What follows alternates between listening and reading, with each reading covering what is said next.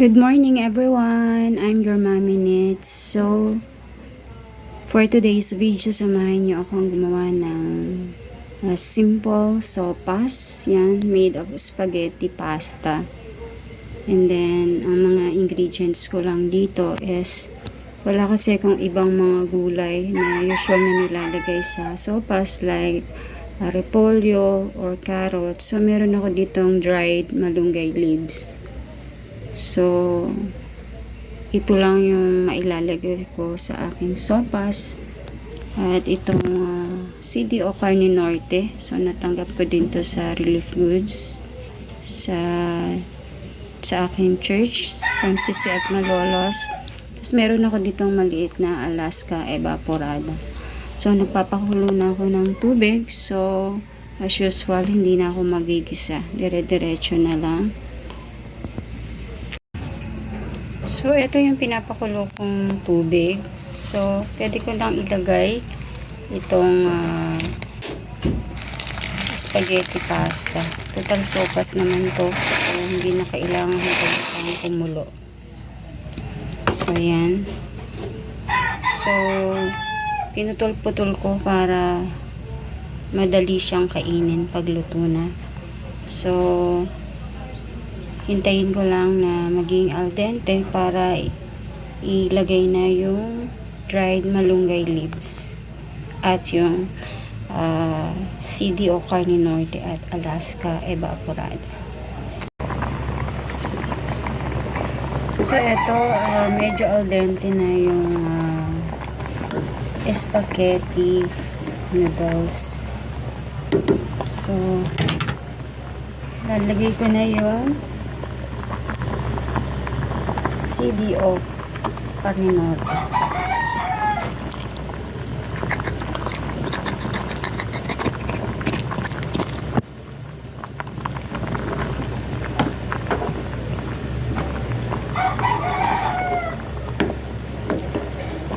So yan, ganito po yung simple version na minutes kung paano po ako gumawa ng simple sopas.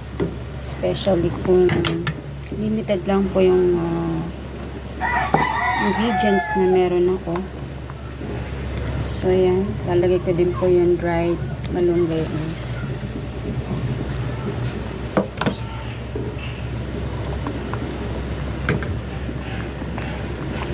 So, ano lang po ng mga minutes.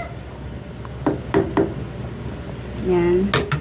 At lalagay ko na din po yung mga seasoning. Lagyan ko na po ng asin.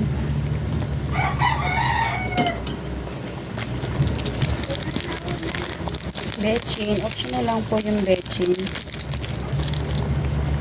At lalagyan ko na din po ng durog na paminta.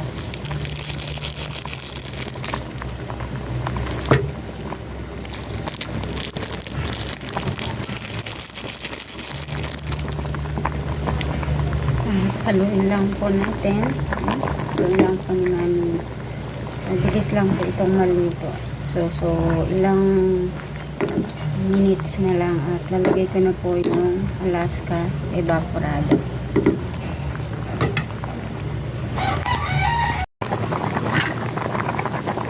So ito, almost luto na itong simple sopas ni Mami Nits. Yan. Pwede ko nang ilagay yung Alaska Evaporada. Ito.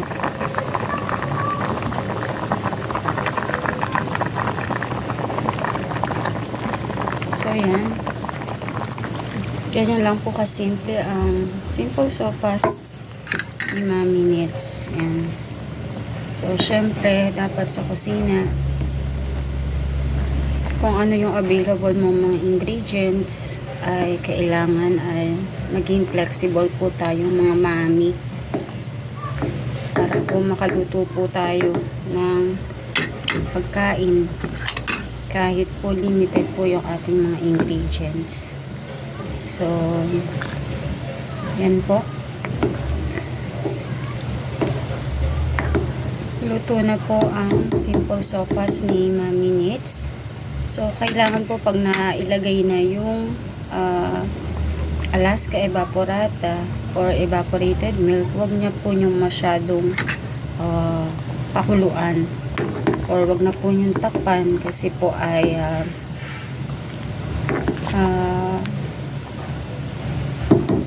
parang nawawala yung lasa ng gatas kapag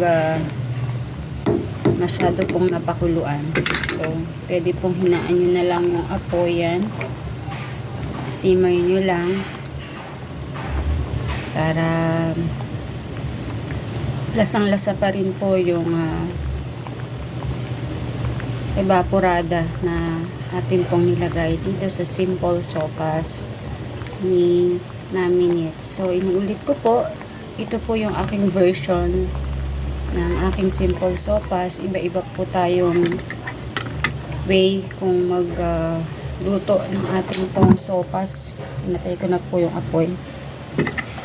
It depends on how many ingredients or what kind of ingredients do we have in our kitchen. So ito po, so I'm a flexible mom po, so kaya ito nakagawa na po ako ng aking pagkain sa araw po na ito. Simple sopas. Yan yung pong spaghetti noodles ay galing lang din po sa Relief, may nagbigay po sa amin. So yun, marami pong salamat sa inyong panonood at sana kahit sa simpleng paraan may matutunan kayo kay Mami-Nits sa mga simple recipe. So kung nagustuhan po nyo itong aking video na to, please do subscribe kung di pa po kayo nakaka-subscribe sa aking YouTube channel, and please watch my videos na naka-upload na po sa aking YouTube channel. Please like and comment, pwede po kayo mag-comment, and please do share my videos. Thank you so much po sa inyong panunood. Have a blessed day everyone. Bye!